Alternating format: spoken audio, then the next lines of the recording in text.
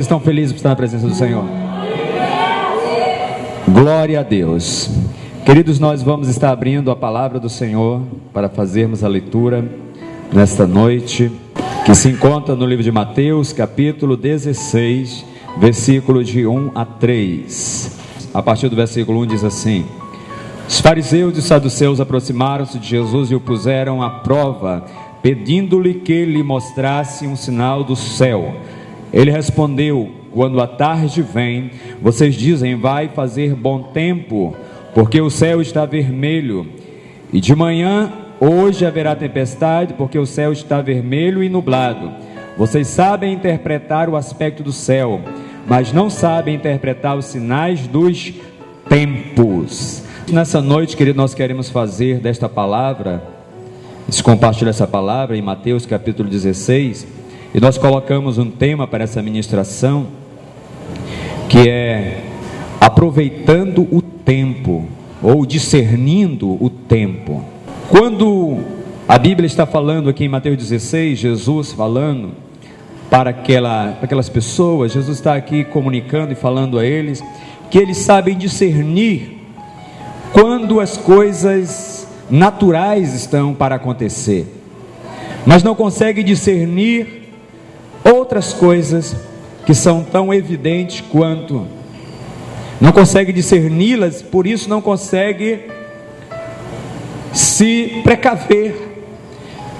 Se eu, por exemplo, vou sair pela manhã e eu sei que o clima, ou seja, a natureza está denunciando que haverá chuva, e eu não quero me molhar e eu vou sair caminhando, eu tenho que me proteger com algo, eu tenho que me precaver, porque já está denunciando o que vai acontecer. E quando Jesus estava falando sobre isso, ele estava falando para as pessoas, como é que as pessoas não conseguem perceber as suas vidas, como estão, como é que a pessoa não consegue perceber, pela forma daquilo que ela está vivendo, as circunstâncias que estão ao seu redor, e ela não consegue perceber que é um caminho de derrota que está na sua frente, que tudo está mostrando para ela que ela não vai conseguir ter êxito, que tudo está mostrando que se ela continuar caminhando, fazendo a mesma coisa que ela está fazendo, ela não vai sair do lugar, e pior, ela vai retroceder, e pior, ela vai morrer. Eu acho de uma forma muito interessante, uma hipocrisia tão grande dentro de alguns hospitais, quando nós entramos, e nós vemos a placa não fume, e se você der uma volta pelo lado, você vai encontrar os médicos todos fumando, pessoas que conhecem, mas que fazem questão de fazer diferente, fazem questão de se manter debaixo de um cativeiro maligno, e com consciência que aquilo lhe causará danos terríveis e irreversíveis para a sua vida. E não é diferente quando nós estamos tratando com as nossas próprias vidas, quando nós estamos vendo que as coisas estão ao nosso redor, quando nós estamos vendo que as coisas estão ruins dentro de casa, como nós estamos vendo como eu estou fazendo as coisas, não vai dar certo, mas eu continuo fazendo. Eu estou vendo que estou fora da vontade de Deus, mas eu continuo fazendo, eu continuo executando as mesmas coisas. Eu estou vendo que aquilo que eu estou falando para minha esposa está machucando, e eu continuo. Eu estou falando aquilo para meus filhos, e aquilo está machucando, e eu continuo. Eu estou falando para meu esposo, e eu continuo. Eu estou vendo que eu preciso estar buscando ao Senhor mais na minha vida, e eu não faço isso, eu continuo em desobediência. E não é sem razão, queridos, que o Senhor, quando vai mostrando tudo isso, Ele vai começando a dividir tudo isto aqui, para nos mostrar alguns outros aspectos. Eu estava a considerar, por exemplo, sobre Jó, e foi cantado aqui nesta última canção sobre Jó. Jó, quando estava só, porque veja bem, depois de toda a dificuldade, Jó ficou só. E quando Jó estava só, Jó tinha dois tipos de atitudes para tomar, mas o resultado de um seria para uma forma, e a outra forma de ele se expressar, ou de ele fazer, daria um outro tipo de resultado. E eu olho para nossas vidas, às vezes quando nós nos encontramos só, ou quando nos é dado uma responsabilidade, nós estamos só, para executá-la. E nós temos a oportunidade de dar uma resposta para Deus, porque eu não sirvo ao Senhor de aparência. Eu não posso servir a Deus por motivações erradas, motivações equivocadas, motivação por outrem, por alguém, por alguma coisa. Eu tenho que servir ao Senhor por Ele, pelo aquilo que Ele é na minha vida. E eu tenho oportunidades, quando o Senhor me dá de estar só, ou de executar algo para Ele, eu tenho a oportunidade de dizer para Deus o que eu quero com Deus, qual é a minha resposta para Deus. Jó, no momento que estava só, ele tinha todas as oportunidades de falar tudo aquilo que ele estava dentro do seu coração, ferido, com raiva, machucado, magoado. Ele poderia ter usado aquele momento de solidão para dizer: Deus não é comigo, Deus me abandonou, eu não vejo um sinal de Deus na minha vida, eu não estou vendo como Deus pode realmente ser Deus, se tudo está acontecendo na minha vida dessa forma. Eu não estou vendo como eu sou fiel a Deus e as coisas estão assim na minha vida. Jó tinha a oportunidade de usar a sua boca para se autodestruir, porque a Bíblia diz em Provérbios 23, que como o homem pensa que ele é, assim ele é.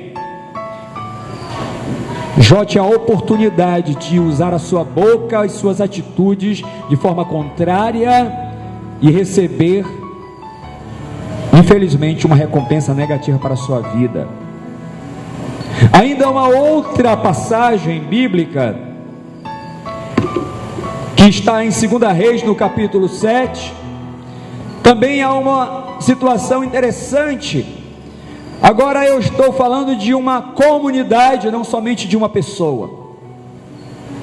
Está o povo de Samaria completamente cercado e fechado pelo rei da Síria, Ben-Hadad, e aquele homem vem com sua cavalaria, com seus tanques de guerra, com suas armas militares, e ele cerca. Veja bem, ele não invadiu a cidade de Samaria. O que foi que ele fez? Ele minou as resistências do povo. Eu quero lhe mostrar o que Satanás, como ele atua para que a pessoa fique presa, sem possibilidades de se levantar. Satanás, queridos, nós sabemos que a conjugação dele é matar, roubar e destruir. Porém, quando nós vamos observando, antes que isto seja efetivado, ele começa fazendo ainda algumas coisas chamadas cerco. Ele vai cercando. É aquela pessoa que está no trabalho e começa a aparecer um homem e começa a trazer um elogio para uma mulher, e ele traz uma pequena coisinha, e depois ele dá uma pequena palavra, e depois ele dá um bombonzinho, e depois ele vai até ele chegar onde ele realmente quer. É aquele homem que está no seu setor de trabalho e tem aquelas mulheres, ou aquela mulher que vai se aproximando, e é uma olhada daqui, uma olhada dali, é um sorriso daqui, é uma chamada de atenção aqui ou ali. Eu quero te dizer que há um cerco. Primeiro, Satanás age no cerco, porque o rei da Síria, ele não atacou diretamente com o seu poderio militar. Ele poderia ter quebrado os muros, ele poderia ter quebrado as portas para entrar, para lutar, para destruir o povo, mas ele agiu de uma outra forma. Ele cercou. É você, jovem, que talvez tenha ouvido uma pessoa que está querendo você, não pelo que você é, mas pelo aquilo que você tem. Ou seja, o que é que você tem? Pode ser seu recurso financeiro, mas pode ser o seu corpo que esteja ali em jogo por interesse de alguém, e começa a lhe cercar com palavras. E eu quero te dizer que nunca vai ser algo ruim, vai ser sempre algo bonito, vai ser sempre algo agradável, vai ser muito carinho, vai ser muita palavra boa, vai ser muito gentil, vai ser suporte na hora que você precisar de alguma coisa. Porém o interesse é outro, é um cerco, e está cercando. A Bíblia diz que Satanás, ele anda em derredor buscando alguém que dê espaço na vida para entrar e tragar. E uma vez que é cativa essa pessoa, querido, uma vez que a pessoa está cativa, ela não consegue se desvencilhar, ela não consegue se soltar.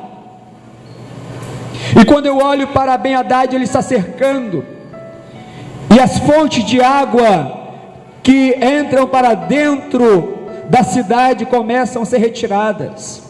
Ou seja, ele começa a minar em áreas da vida da pessoa que ele sabe que são necessárias na vida da pessoa. Às vezes, quando não se recebe um carinho em casa, não se recebe um carinho ou uma palavra abençoadora dentro de casa, e aí ouve uma palavra lá fora e aquela palavra começa a cativar, porque há um cerco, e ele começa a tirar a alimentação, começa a não entrar mais suprimento para dentro de Samaria, e as pessoas começam a passar necessidade, começam a passar fome, começam a entrar em períodos de dificuldade, ao ponto de eles começarem a desejar comer os próprios filhos. Comer é o canibalismo, comer a carne de pessoas humanas. E quando isto, querido, está em ápice agora, neste momento, o rei de Israel diz: Deus não é conosco. Ao contrário de Jó, que mesmo na dificuldade ele diz: isso pode estar acontecendo na minha vida, mas eu sei que o meu Redentor vive e que ele se levantará. Eu não sei quando, eu não sei que horas, eu não sei o momento, pode ser daqui a pouco, pode ser amanhã de manhã, pode ser no outro dia, pode ser, não interessa, eu sei que ele se levantará, porque ele é Deus na minha vida.